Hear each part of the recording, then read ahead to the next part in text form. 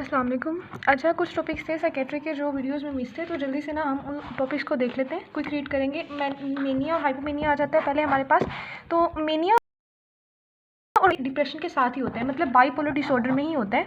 ये नहीं होता कि अकेला मेनिया हो किसी पेशेंट को।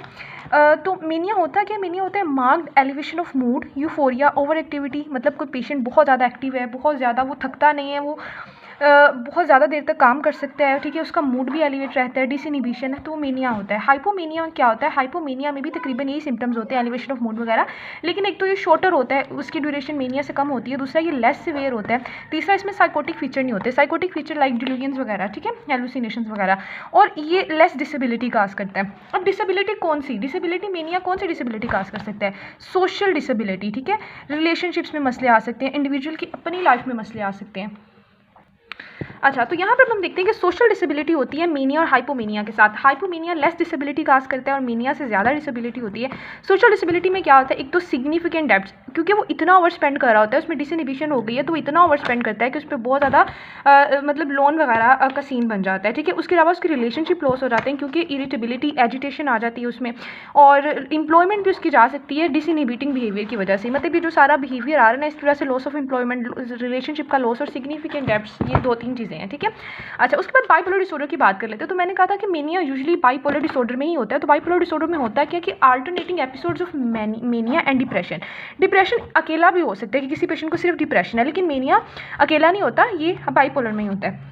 अच्छा, अब हम देख लेते हैं कि बाइपोलर की इटियोलॉजी क्या होती है। एक तो जेनेटिक, हमने तकरीबन हरी साइकेट्रिक डिजीज में जेनेटिक मेंशन करना है। दूसरी चीज़ होती है बायोकेमिकल चेंजेस, और तीसरा होता है साइकोलॉजिकल। आपको मैं एक ट्रिक बताती हूँ कि जब भी आपसे अगर इटियोलॉजी पूछ ले जाए किसी भी साइकेट्रिक डिसऑर्डर, पहले आपने लिख देना है कि इसके बायोलॉजिकल कॉज में आप जेनेटिक्स लिख दो, बायोकेमिकल चेंज लिख दो। बायोकेमिकल चेंज में आपने न्यूरोट्रांसमीटर का बता देना है, सेरोटोनिन का या डोपामिन का।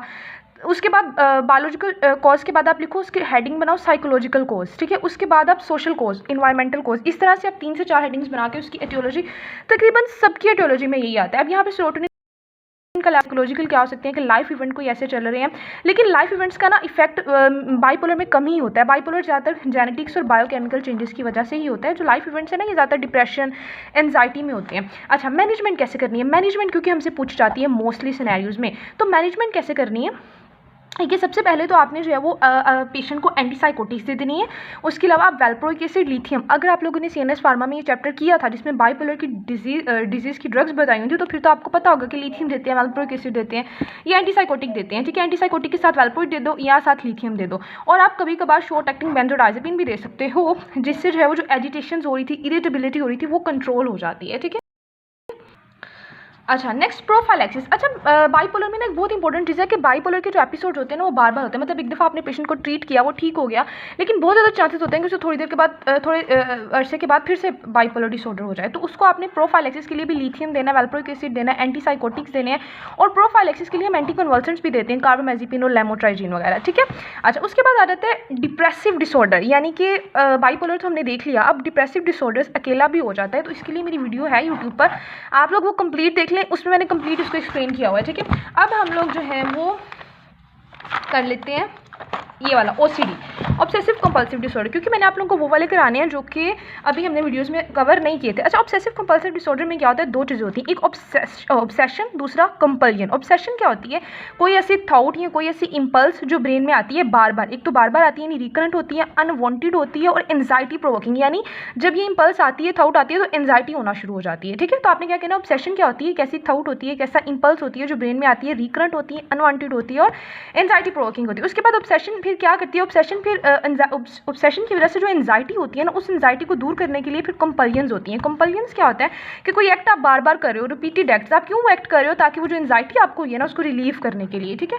इसके फीचर्स अब क्या होते हैं, थॉट्स ऑफ कंटेमिनेशन। सबसे मेनली आपको जो सिनेरियो में होगा ना, वो यही होगा कि कंटेमिनेशन की थॉट्स है कि मेरे हाथ गंदे हो गए, मेरे कपड़े गंदे हो गए, बार बार हाथ धोएगा, बार बार कपड़े अपने चेंज करता रहेगा, तो उसके रिपीटेड हैंड वॉशिंग, ठीक है। अब ये जो रिपीटेड हैंड वॉशिंग है ना, ये कंपल्जन है, और जो वो थी थॉट ऑफ कंटेमिनेशन, वो ऑब्सेशन थी। उसके बाद ये थॉट भी हो सकती है कि मैं कुछ भूल गया हूँ, मतलब अगर वो घर से निकला है तो उसे आगे कि मैं कुछ घर में भूल आया हूँ, फिर बार बार चेक करेगा अपनी चीज़ें, तो ये जो चीज़ें बार बार चेक करेगा, ये कंपल्जन है। और ये जो फॉरगॉटन समथिंग है, ये ऑब्सेशन है। तो ऑब्सेशन आती है, ऑब्सेशन एक थॉट होती है, जब ये आती है तो फिर कंपल्जन्स होती हैं उस एंजाइटी को रिलीव करने के लिए। मैनेजमेंट क्या है ओसीडी की, ओसीडी की मैनेजमेंट है एक तो एंटी डिप्रेसेंट ड्रग्स आप देख सकते हो, इससे बहुत ज़्यादा जो है वो देखा गया कि फ़ायदा होता है। उसके अलावा सीबीटी भी आपने तकरीबन हर साइकेट्रिक डिसऑर्डर के मैनेजमेंट में लिख देनी है।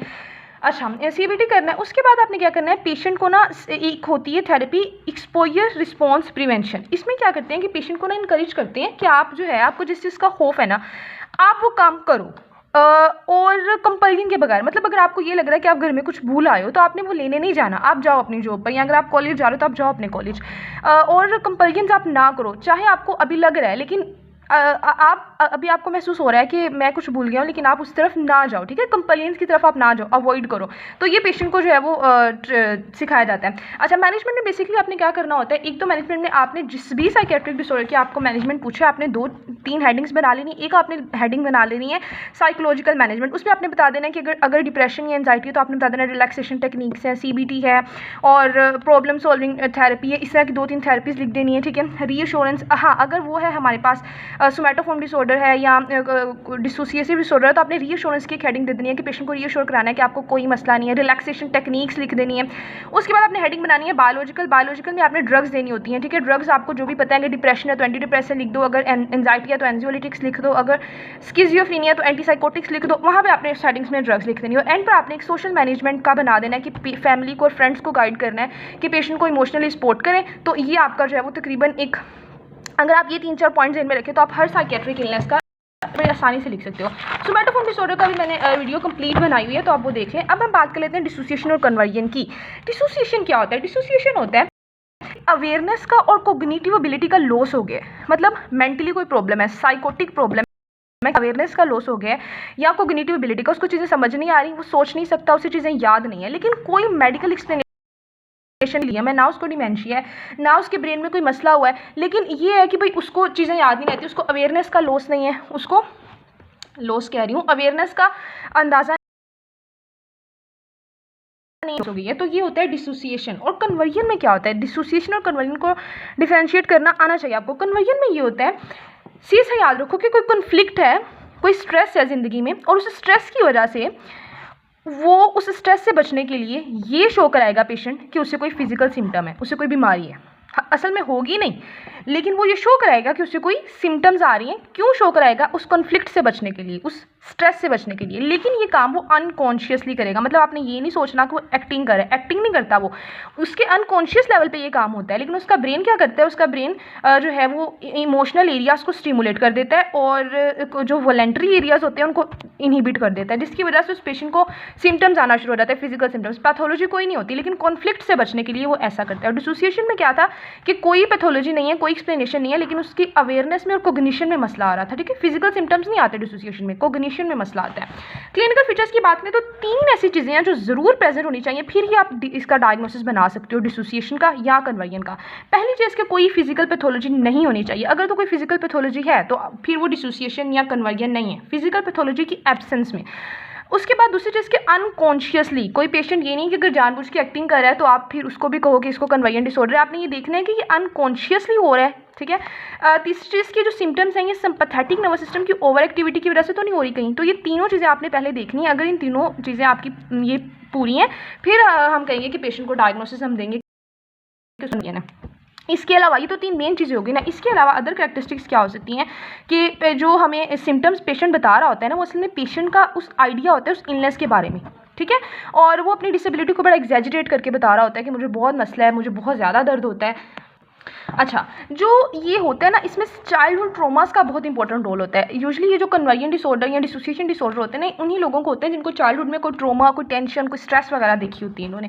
अब ना पेशेंट जो डिसोसिएशन का पेशेंट होता है उसको 2 गेन मिल रही होती है। एक उसको प्राइमरी गेन मिल रहा है, एक सेकेंडरी। प्राइमरी गेन उसको ये मिल रहा है कि इमीडिएटली वो उस कॉन्फ्लिक्ट से बच गया, जिस मतलब कोई उसको बहुत बड़ा कॉन्फ्लिक्ट का सामना था, कोई बड़ी स्ट्रेस का सामना था, तो उसने जब ऐसे किया, उसके ब्रेन ने ऐसे किया कि भाई फिजिकल सिम्टम है, मुझसे तो चला नहीं जा रहा, मेरे जिस्म में दर्द हो रही है या मुझसे समझ नहीं आ रही चीज़ों की, तो वो उस कॉन्फ्लिक्ट से बच गया। और सेकेंडरी गेन उसे क्या मिला? और उसको सिंपैथीज मिलती हैं, पेशेंट को अपनी फैमिली से, उसके दोस्त उसका ख्याल रखते हैं, फैमिली ख्याल रखती है, उसको काम नहीं करना पड़ता, उसको पेंशन वगैरह मिलती है, तो ये सब सेकेंडरी गेन में आ जाते हैं।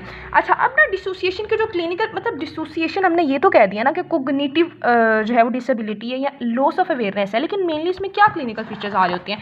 तो 2 टर्म्स बहुत इंपॉर्टेंट है, एक डिसोसिएटिव एमनीजिया, एक डिसोसिएटिव फ्यूज, और बाकी जो है स्यूडो डिमेंशिया भी हो सकता है। एमनीजिया क्या होता है कि मेमोरी लॉस होता है ना, तो डिसोसिएटिव एमनीजिया क्या है कि पेशेंट को याद नहीं रहती, अपनी लाइफ के जो इवेंट्स हैं वो याद नहीं रहते, इवन उसको अपनी पर्सनल आइडेंटिटी भी भूल जाती है बाजू का, तो ये एमनीजिया है। और डिसोसिएटिव फ्यूज में क्या होता है कि पेशेंट जो है ना वंडरिंग, मतलब वो अपने घर से निकल जाएगा और वो बाहर घूमेगा, और अगर उससे पूछेंगे ना कि कहाँ से आए हो, तुम्हारा घर किधर है, तो उसे नहीं पता होगा, ठीक है। एक तो इसमें लॉस ऑफ मेमोरी भी है और इसमें वॉन्डरिंग है, अपने घर से निकल जाएगा, बाहर चला जाएगा, घूमेगा, ठीक है।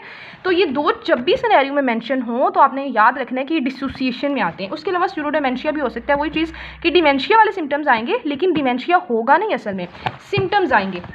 अच्छा, कन्वर्जन डिसऑर्डर में क्या सिम्टम आते हैं? कन्वर्जन मैंने क्या कहा था कि तब होता है जब किसी कॉन्फ्लिक्ट से बचने के लिए पेशेंट का जो ब्रेन है वो अनकॉन्शियसली फिजिकल सिम्टम्स अडॉप्ट कर लेता है। ये इसमें पैरालिसिस हो सकता है, डिसऑर्डर्स ऑफ गेट के, मुझसे चला नहीं जा रहा, ट्रेमर्स आ रहे हैं, मुझे सुनाई नहीं दे रहा, सेंसरी सिम्टम्स आ रहे हैं, ब्लाइंडनेस है, मुझे नजर नहीं आ रहा, इस तरह की जो चीज़ें हैं ना वो फिर कन्वर्जन में आ जाती हैं। अगर सिनेरियो में ये चीज़ें मेंशन हो, सिनेरियो में मेंशन उसने किया होगा कि कोई झगड़ा बताया होगा कि कोई फैमिली में इस तरह से कॉन्फ्लिक्ट हो गया, पेरेंट्स का कोई आपस में कॉन्फ्लिक्ट हो गया, अब जो बच्चा है ना, बेटा है, वो ये शो कर रहा है कि वो ब्लाइंडनेस है, या वो ये शो कर रहा है कि उसको सुनाई नहीं दे रहा, तो वो फिर आपने फ़ौरन से सोच लेना कि कन्वर्जन डिसऑर्डर है।